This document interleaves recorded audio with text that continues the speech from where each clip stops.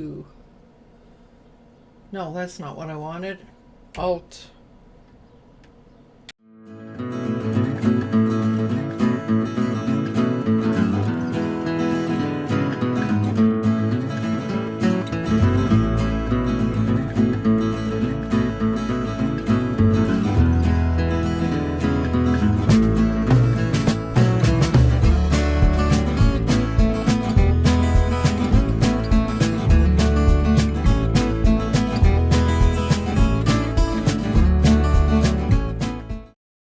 Website too. Oops. Well, good morning and welcome to our Being Your Own CEO Success Circle. This Success Circle is created especially for solopreneurs. And this morning we're going to be speaking about restructuring your business in this new world order. And that's a very long statement, but since there's only 3 of us here, why don't we just introduce ourselves? So Vivek, go for it. You were here first, so. Namaste. My name is Vivekanand. I believe in simplicity. So I try to unify, simplify, and make your life easy. So Right that's on. what I do. Right. So And you're in the UK. I'm in the UK.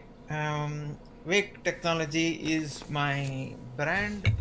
So, yeah, I write software as necessary and suggest changes or modifications, whatever, to websites if you need. And I'm going to say that I find Vivek is an invaluable support for trying to figure out how to make things work. Even for those of us who are do-it-yourselfers. Sometimes we all get into little little boxes that we can't get out of. So just before we went live this morning, we had a chat about a box I found myself in yesterday. So I encourage everyone and anyone who's listening out there to get in touch with Vivek when you find yourself in a computer box. Thank you. Right. So David, how would you like to introduce yourself? Hello, I'm Dave Flannery. I'm with the Affordable Websites for Small Businesses. I'm in the small town of Rock Falls, Illinois, in the northwest corner of Illinois, not anywhere near Chicago. And I help people with their small businesses to get a website. Right on. I heard that. Bye, Debbie.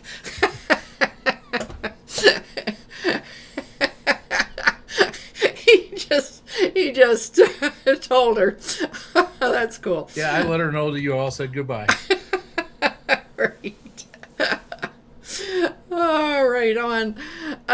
So Fred, how are you doing here this morning? How would you like to introduce yourself? Well, we're back to introducing ourselves. Well, You've there was only 3 of us here when we started, so so go ahead. Okay. I'm Fred Jones. I'm the creator of Our Future Leaders, which is sort of a cutting edge, although it's becoming more normal now for people to work online, to encourage young people, particularly our future leaders, with improve their communication skills, leadership skills, which help them become our future leaders in the world, which with all these changes, we really need them. So I'm located on Vancouver Island, just north of Victoria at the moment, on a boat, my friend's boat in a marina. Been here for a month now. Looks like I'll be here for a while. far as I can gather anyway. And That's where I I am. watched your notes from a vagabond. No, that's not the right Nomad. word. What's the difference between a nomad and a vagabond? I don't know. I think a nomad's a little bit more prestigious myself. Right. Thank you. That You're welcome. was the word that came into my head for some reason. But I watched your notes, and it sounded to me as though that friend that you traveled Europe with is the owner of that boat. He is. So, wow, that is a long time friend.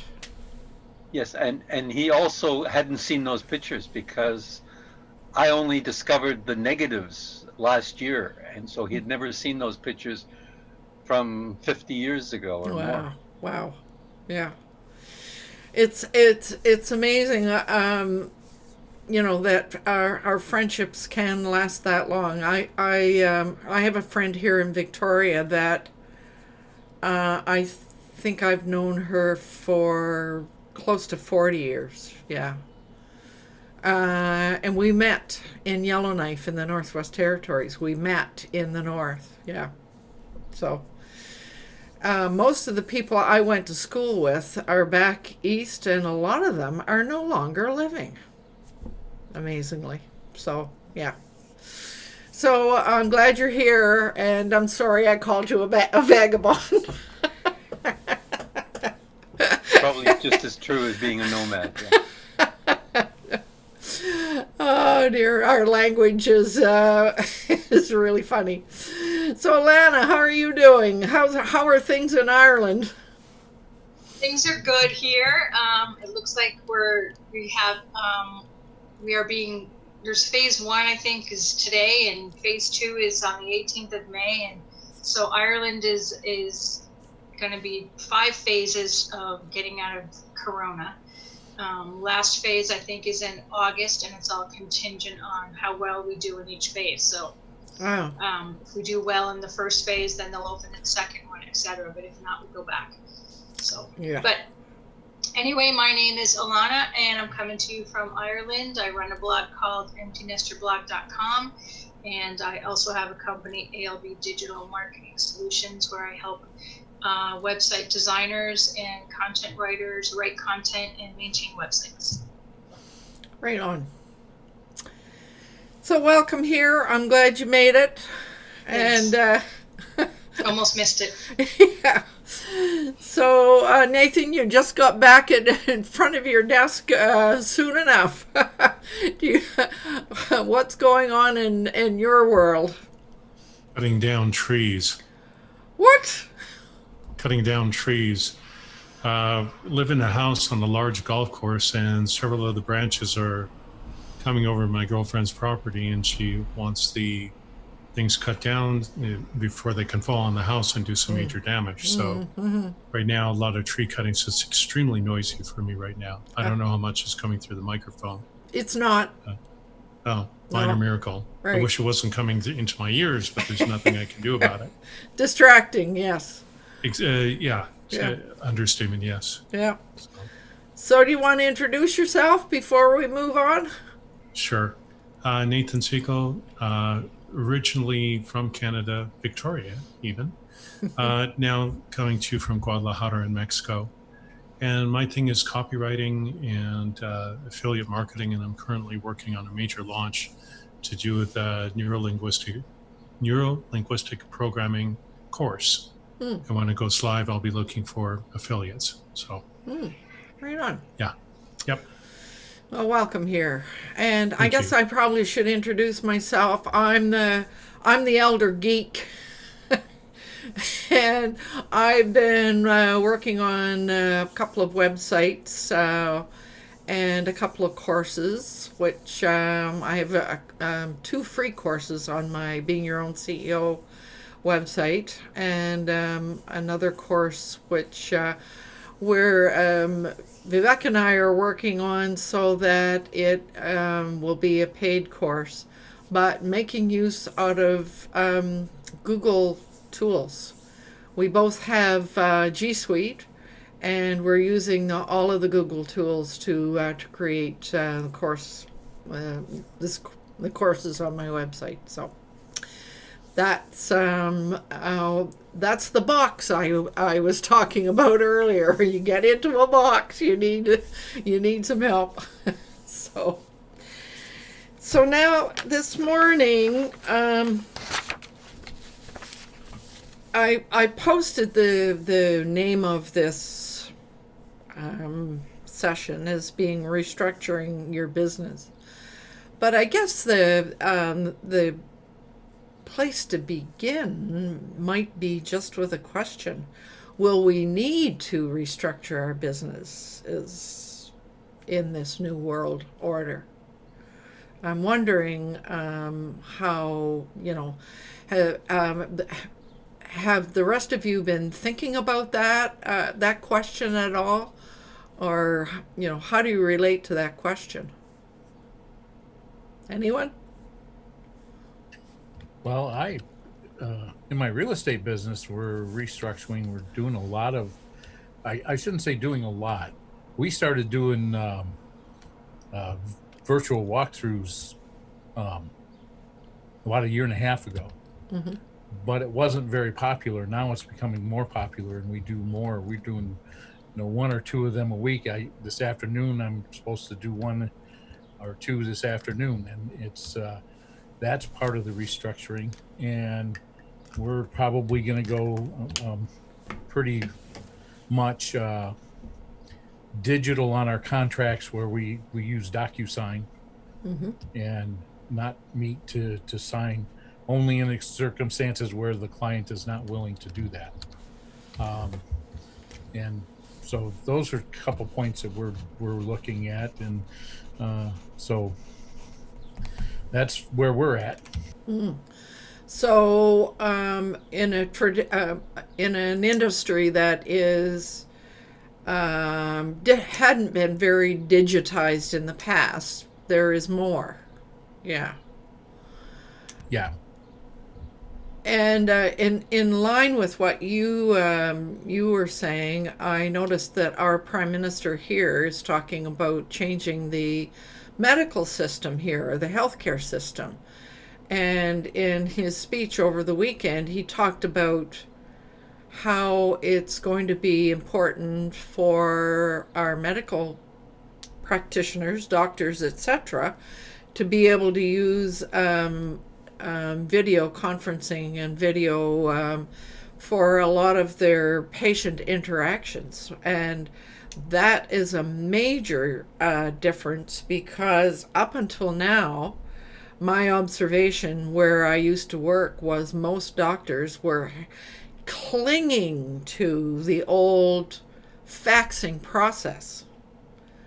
Like if they wanted to know anything, they wanted everything faxed to them. So that is a major difference that we're going to see, is that a lot of our interactions with our doctors and dentists and healthcare professionals, there's going to be a lot more digitization of that. Yeah.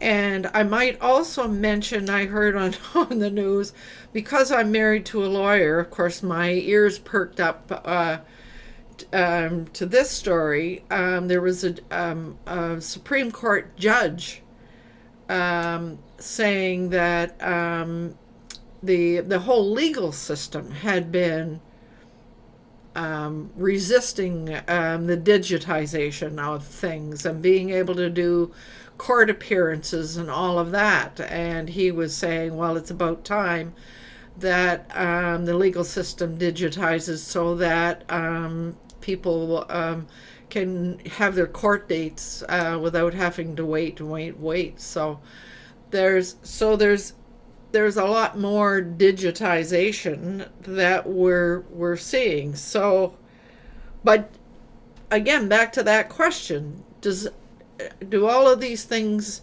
mean that we as solopreneurs need to be thinking about restructuring in any way? Because I think a lot of us have been digitized to start with. So, are there any other issues that have come up? What do you think, Fred? Well, I've noticed, and I think it's what David said, and I think we've all noticed, and even what you just indicated about the legal system, the medical system, even the education system. All of this is going to change because people now realize that they can do a lot more online than they ever dreamt of. And people were forced to do this. In fact, for example, the education system with the children. My understanding is a lot of people will not totally go back to the old way. They will have a hybrid between the two methodologies. I'm not sure what they're going to do with education in British Columbia here, but my understanding is it will be slowly involved. Certain children have to go back to school because of they need one-on-one, the special children with special needs, etc., and for other reasons. But a lot of them will still continue getting a high percentage of their education, or a higher percentage anyway. And as far as my area of concern that I'm involved with, working with young people, I've always encouraged them to do online. I realized that was the future. They're going to be working online. For example, I've been asked just yesterday to do a speech for a group of adults in Nepal. And I'll be doing that on Friday evening, which will be Saturday morning in Nepal. And it's all about working with young people, organizing clubs, and why it's important. Those skills are so key, much more important than they ever have been, because, for example, young people in Nepal can work for companies around the world. And they will be in competition in many areas, not every job, but it's really going to impact the world. So we should look at what we're doing and how we can assist all of these industries. I mean, we can't assist them all, but which ones? My case, it's young people and education and so on, because there's certain techniques and approaches that make online more effective. And those are the sort of things we can assist them with. For example, one thing is every meeting needs a purpose. It's all right just to talk, which we know, but we have a discussion. You have a purpose for each one of your sessions now. This is what we're going to talk about, and that's important. And otherwise, it just goes off on tangents. So there is a lot of it may not be major restructuring, but it definitely is something we should look at, what we're doing and where we can assist others. Because if you're running a business, what you want to do is help others solve problems, and we all have been doing things online that a lot of people haven't been. So we can assist a lot of people, whatever niche we look at. It's definitely, there is some restructuring, even for us who've been, as you would say, elderly geeks on the computer. Well, and so one of the things that I kind of wrote down as I was thinking about this and planning this, I was the other question I had is, what changes do we foresee for solopreneurs? And you just kind of pointed to one of those, a need for sharing our knowledge and abilities in terms of facilitation skills. That will be one of them. One of the other changes that I see, and I think maybe that was sort of in behind everything as well, is there's going to be a lot more people online, and therefore there's going to be an increase in competition. There's going to be a more competition for us, because there are a lot more people that are going to be doing a lot more things online. So I agreed and disagreed, because a lot of these people, like what I've seen in the writing world, is a really great case in point. The vast majority of these people, I don't know what the percentages, have no idea how to market themselves and are easy prey for, at least in my area, for content mills and outsourcing and bidding sites. And since they don't have a clue, it's really not going to affect those of us who have been around and actually know what to do. So yes, there will be competition, but only when these people finally figure out what to do. Because if they don't, they're going to be out of business very quickly.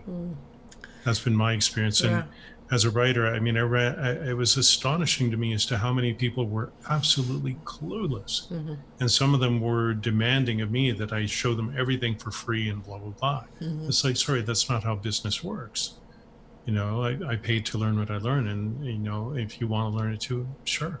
But there's a price tag. And if you're not willing to invest in yourself, that's another thing I've seen. I'm not sure how prevalent it is now.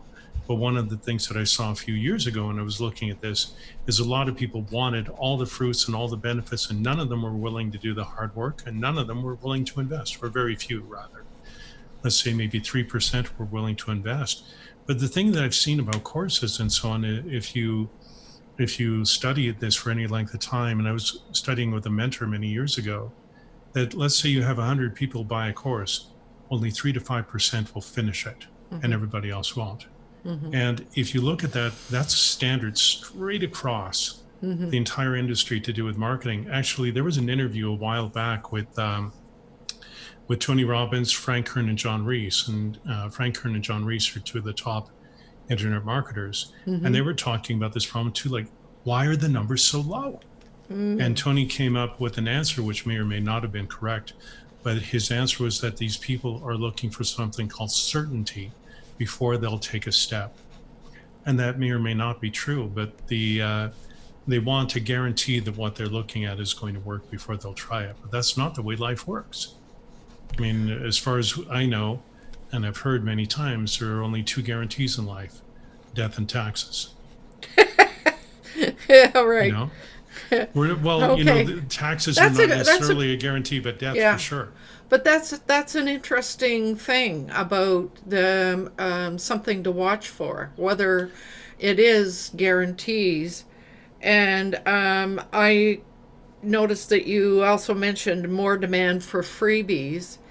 And as I think about this, what flashed through my mind when you said that was, in the early days, people, like, the internet was put out there as, you know, where you can get free information, everything is free, etc. No. But Well, yes, but yes and no. that was the message that people heard. I And know, so I'm just those bugging you a bit. those people who are coming back, who are coming to the internet maybe for the first time, are you know, they've still got that mindset. So that may be interesting. But I There found there is a certain amount of truth to it, and you are able to get a lot of information that you're looking for free if you're willing to take the time to do it. right. But what I have repeatedly seen is that, and this is when I began at the very beginning of my writing career. We had this one woman in the writing group who was unbelievably lazy.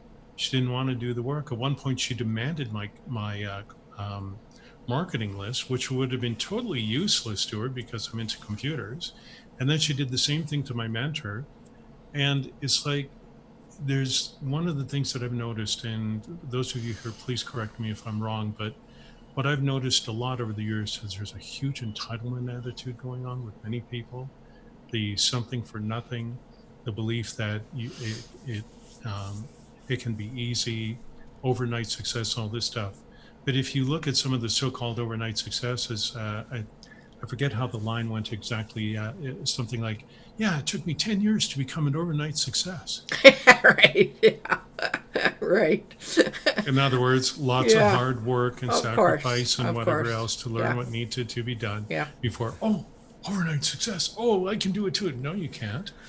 Yeah, and that's borne out by Wealthy Affiliate, and you all know. I mean, there's a lot of people on Wealthy Affiliate, and a lot of people who are brand new.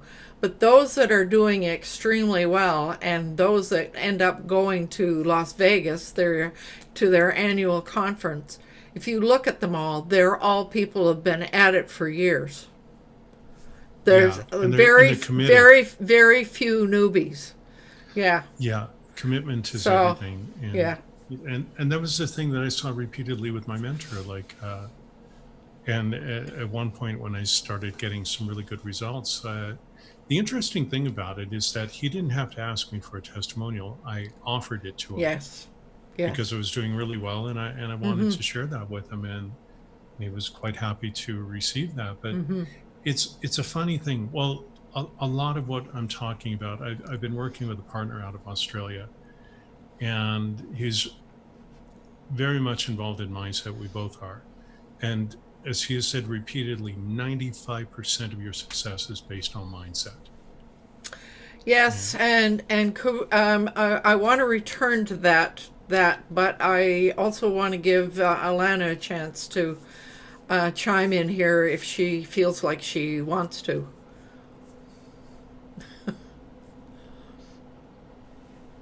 Well, a couple points on that. I do agree with the people want something for nothing, and I also agree with people starting something and not finishing, and the fact that people who got to Vegas are people who have been at it for a long time. But there were a few people that got to Vegas that they basically hit the ground running, and they basically put pedal to the metal and lived and breathed their websites and content and whatever, and made it to Vegas. So they are out there, but you know that they work like a dog to get there. So they deserve to be there. Yeah.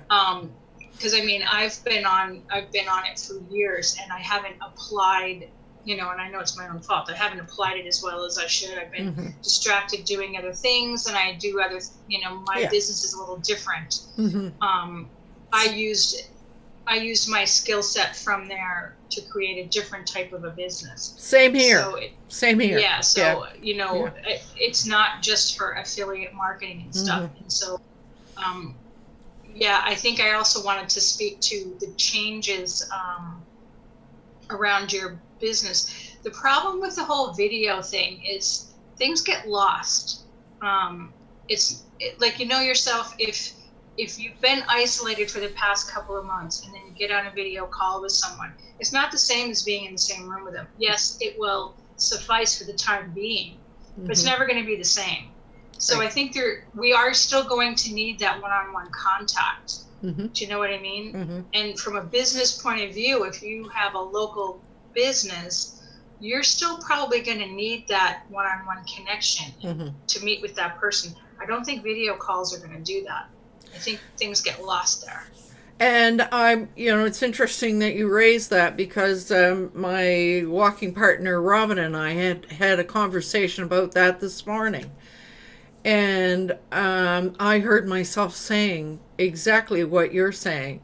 Yes, as a matter of fact, the more Zoom stuff that I get into, the less I want to do it, because it doesn't meet my emotional needs, I guess is really what it is. And from a business point of view, it can be very effective. Yes. But from a personal point of view, it's never going to be. No. It's never going to be enough. Yeah. Yeah. And it's interesting in the coaching world. When I first started coaching, it was all done by telephone only. And I remember people saying at the time, that will never work because you can't see how the other person is reacting. You can't see blah, blah, blah, blah, blah. And I remember I used to think about that, but I became very much aware that I was a much better coach over the telephone than I was with Skype is what I was using at the time. And I came to realize the reason for that was that over the telephone, I really, really had to listen well. And when I was just going to say that. When you're dealing face to face like we are right now, there are all kinds of other distractions. The visual distractions causes you to not listen as well. Yeah, I agree 100%. Yeah. So that was kind of interesting. So I stumbled on something this week that I found kind of useful, and I thought maybe it might be useful for us to give this a try.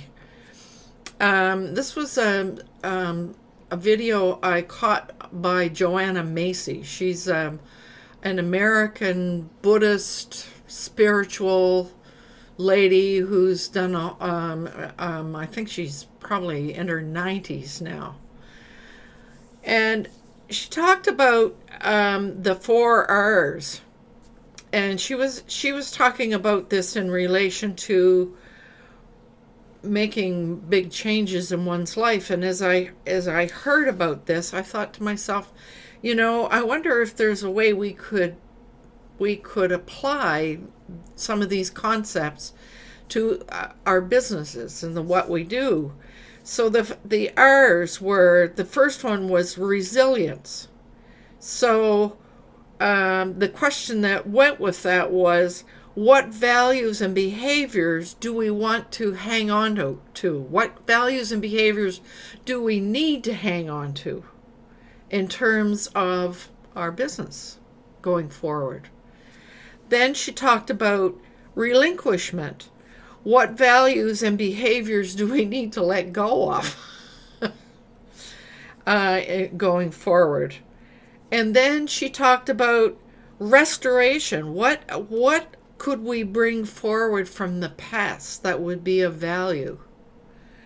And then the last one was reconciliation. What do we need to make peace with? And so she talked about, is there a person?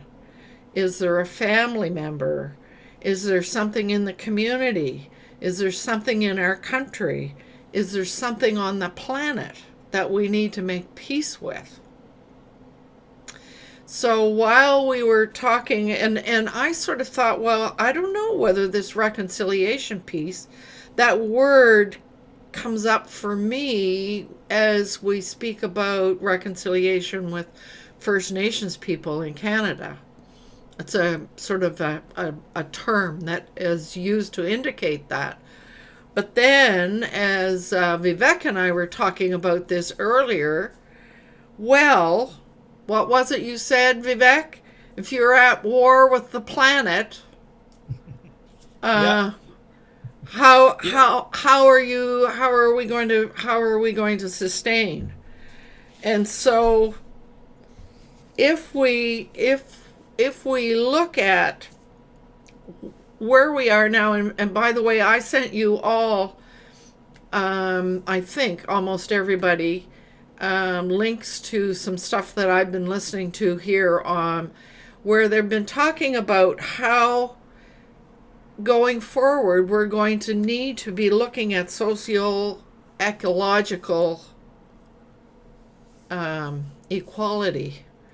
What seems to be noticeable, at least here where I live, is that our systems, it's because everything has stopped, we've become very, very much aware of the fact that a lot of our systems are not working. We have more and more homeless. I mean, if you could see the tent cities that are popping up all over Victoria, it's just incredible. So if we have all these and people are starving, and they're losing their jobs, and they're losing their income, and they're losing all these things, suddenly we realize that our systems are not working. And so what is it going to take for us to even consider changing our systems? And that's back to something that Nathan said. It's going to take a mind shift, a mindset shift. If we don't start looking at things in a different way, we're going to, if we think that these stages that Alana talked about are if we go through them all, if we think that we're going to go back to the way it was, we're not going to. So what do we need to do?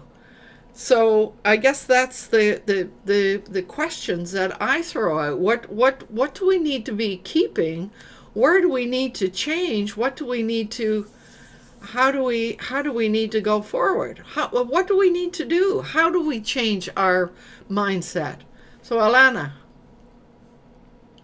I think first you have to recognize that things are never going to be the same. I think a lot of people are thinking that they're going to go back to square one when this is all over. It's never going to be over. And No. I think we're all going to have to adapt and be open to the fact that things are going to change, and we have to be willing to accept that change and make allowances for that.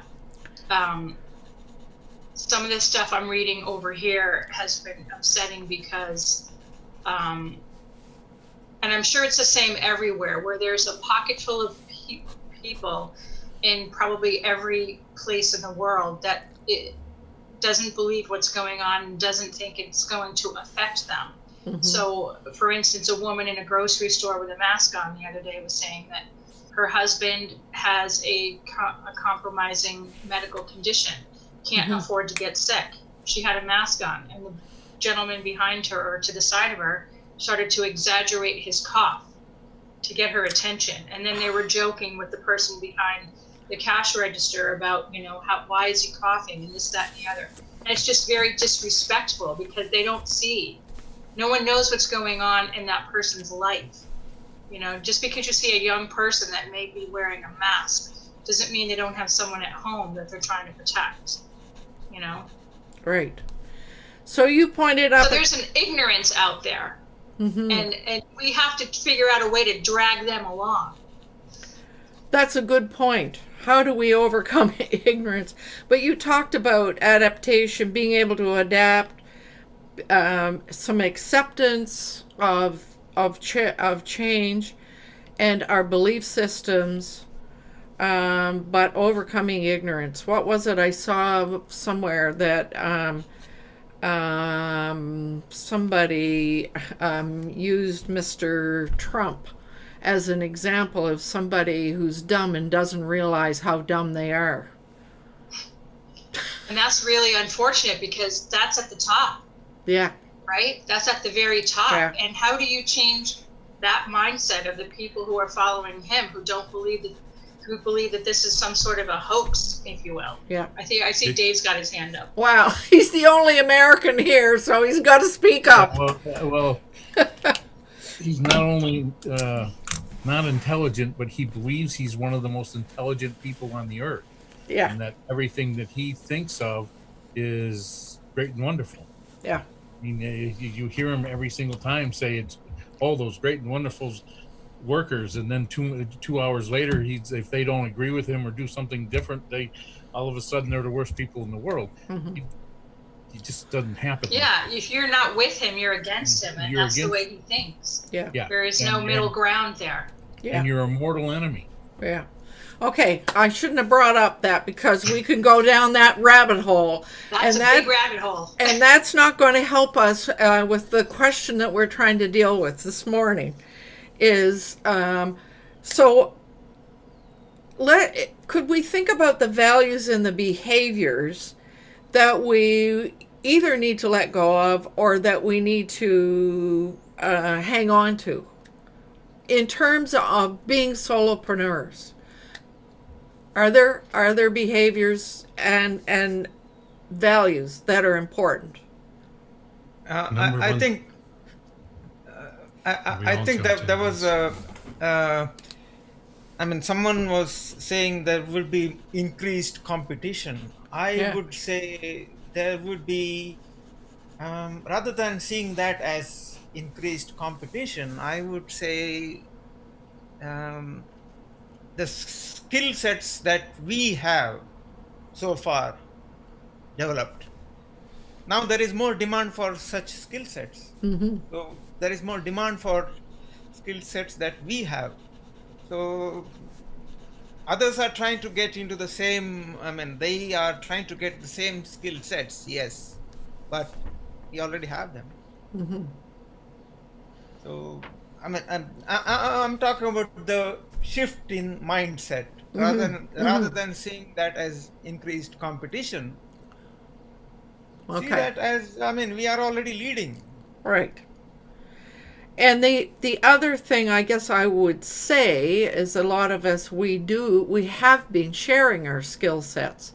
So finding a way to share our skill sets and enhance our skill sets in a Exactly. way that is going to be not seen as being grabby or whatever, and not, but recognizing that there are people who are at the very beginning of the learning curve and are struggling, and we need to be able to see how and understand how they are struggling, and to be able to sort of work with that.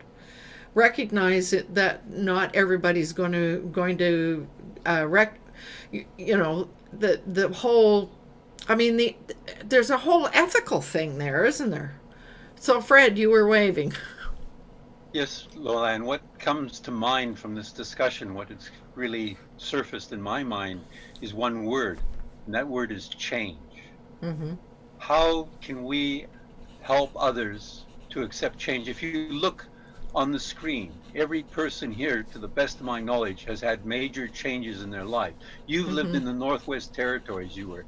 Look at Vivek. He's in the UK. Alana's in Ireland. She wasn't born in Ireland. Mm-hmm. She was American. Look at Nathan.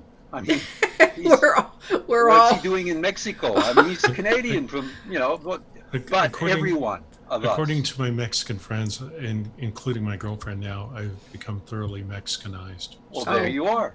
But you've adapted. Everyone here has adapted to change. Yeah, So we all That is the transplanted. challenge.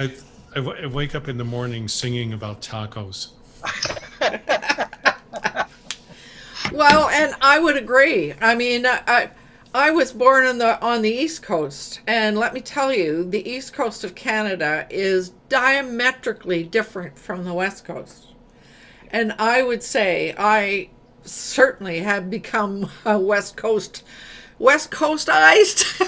I don't know if that's a word, but yeah. So we have adapted so well that we see ourselves, and we are seen as having adapted totally. Yeah. But you don't live up island, Lola. I know I don't. So that I think is what we're dealing with, and people around us are dealing with, and how can we assist them? Because you came up with the 4 R's, and that was about change. That was an approach to acceptance. Yeah. So that is where I think this whole discussion to me has surfaced. We have adapted a lot to change, but others haven't. And how can we assist them?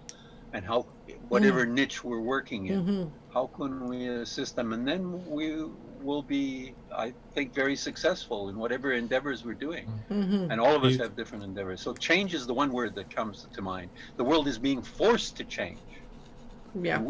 There's change, but there's another very important piece that I don't think has been mentioned yet, which is education, which is at the root of all of this. Yes, there's change and so on, but we have to educate ourselves. Change is one thing, but what do we do after we accept, okay, things have changed? What do we do? Well, we have to educate ourselves.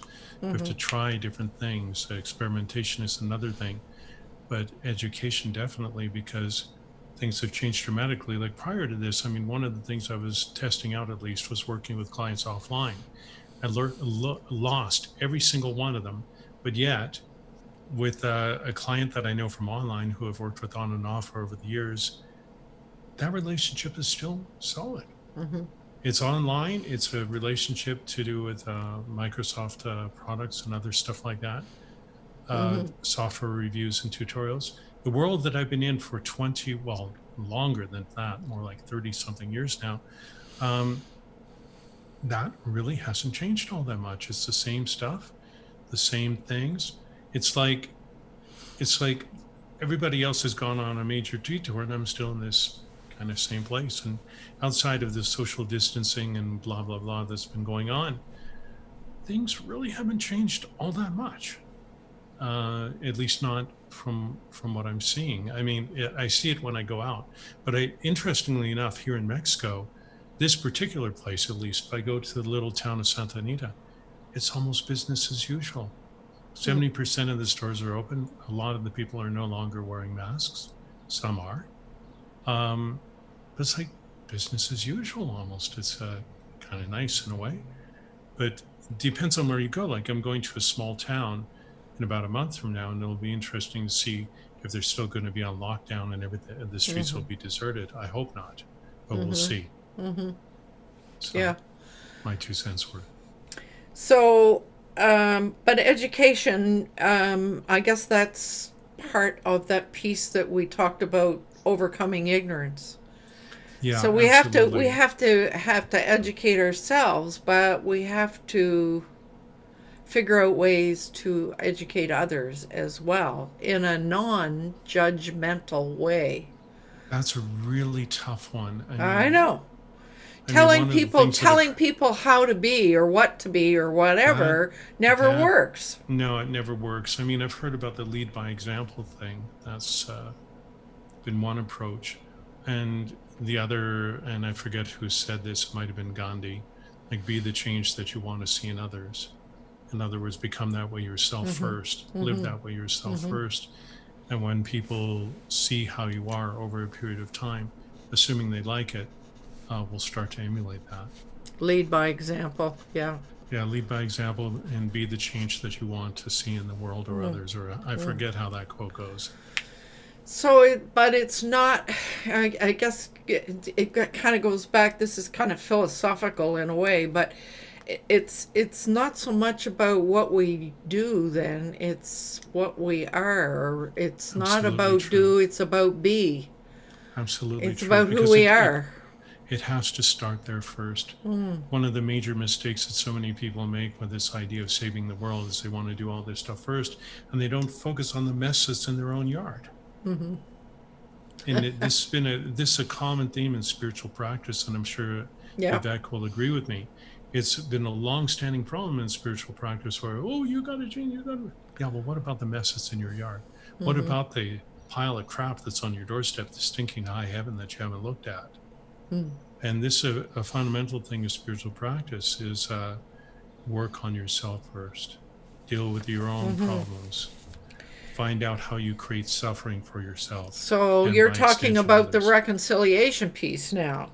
What do we You- need to make peace with? So maybe on that list that I put out there, the very top of is self.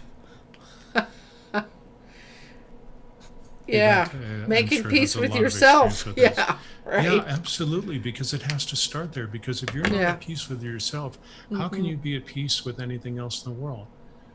One of the things that it is said repeatedly is the world is a reflection of who you are, what your state is. So if you're miserable all the time, there's a really good chance you're going to attract miserable things. If you know how to manifest in a certain way, that's what you're going to attract. What And you think about is what you get.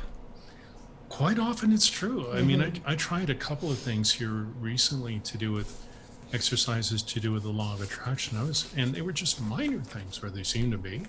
But I was amazed by how well things changed after I did that. And it was just a simple idea in all these cases when I tried it, and it worked every single time. So, Right. Okay. so there's all of this too. So there's a big bunch of stuff. So It's we like, all where do you need to. wanna I'm begin? looking at the time here. We're way over, and So what else is new? I really need us to finish off now so we can continue our conversation. I have a major question to pose then. So, anybody want to have the last word before I do my usual reminder?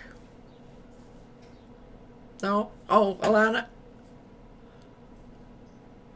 I just wanted to say that I think as people in business for ourselves, we have a leg up because we are looking at our businesses every day and adapting accordingly.